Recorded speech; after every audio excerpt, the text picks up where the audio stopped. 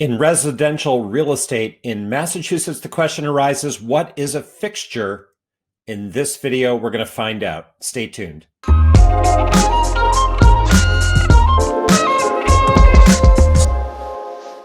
So in Massachusetts, in residential real estate, a fixture, what is a fixture? This is a question that often comes up in a real estate transaction here. So a fixture is something, say equipment, decorations, or certain appliances that are affixed or attached to the real estate.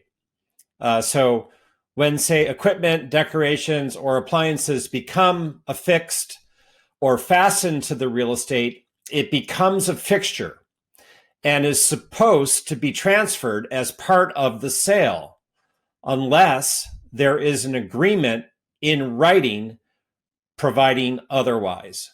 So a fixture, in short, is something attached to the real estate. Now, there are gray areas, of course. This is why this topic is a topic. And gray areas that you might think of are wall-mounted flat screens or surround sound speakers or decorative mirrors as examples. So sometimes it's not entirely clear to both the seller and the buyer if an item is affixed or not because of how it's attached or what it is. Look, the best approach is clarity in writing regarding any item where there might be any kind of confusion as to whether it's excluded or included. So for sellers, via the listing agent in MLS, in writing, any exclusions or inclusions should be noted. So say, for example, the dining room chandelier is an exclusion. That should be noted in MLS so that any prospective buyer who looks at that chandelier knows the seller is taking it with them. It is an exclusion. Now, the seller might also want to note any inclusions regarding specific items that are affixed or attached that are in that gray area, perhaps, that they don't plan to take with them and intend to leave. So, for example, they might note that the curtains and rods in the master bedroom are included. So it's very important for a seller at the point that they're listing their property for sale to clearly express any items that are excluded and include any specific items that are included that they do not wish to take with them.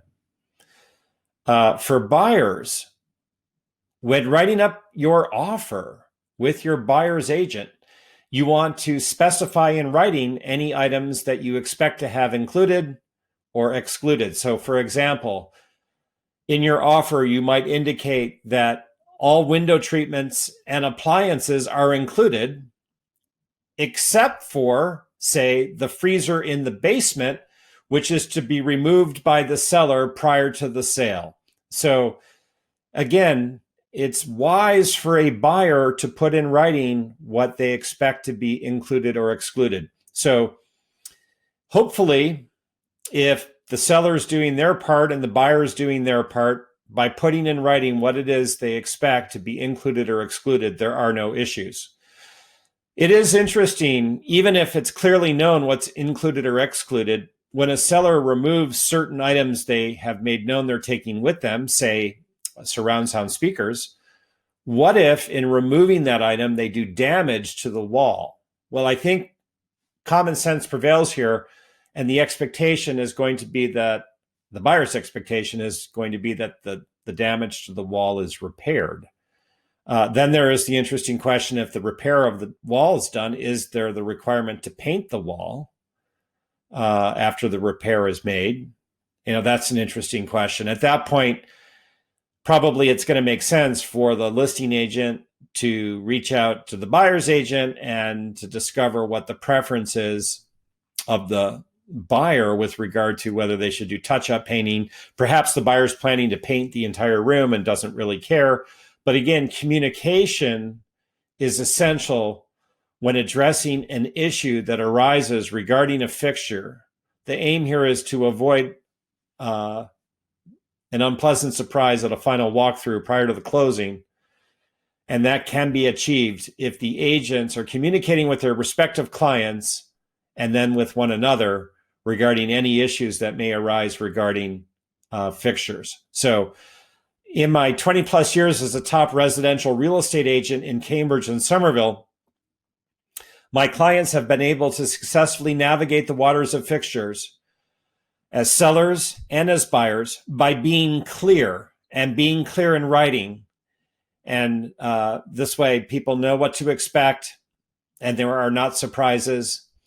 And then there's communication when there is a matter that requires a little additional communication to effectively get right. So I hope this has been helpful to you. My name is Charles Cherney, and I'm here to help you buy the right home or sell for the best price in Cambridge and Somerville, Massachusetts, or simply answer your questions about the market, your home, and the community. Certainly the question of fixtures is a common one, but as I hope this video has made clear, it is possible to effectively communicate and navigate the water of fixtures by spelling out in writing as a seller what you plan to exclude or include, and spelling out in writing as a buyer what your expectations are in terms of what's included or excluded. So if everyone's doing their part of paying attention and putting in writing what they're expecting, there's clear sailing to the closing. Take care.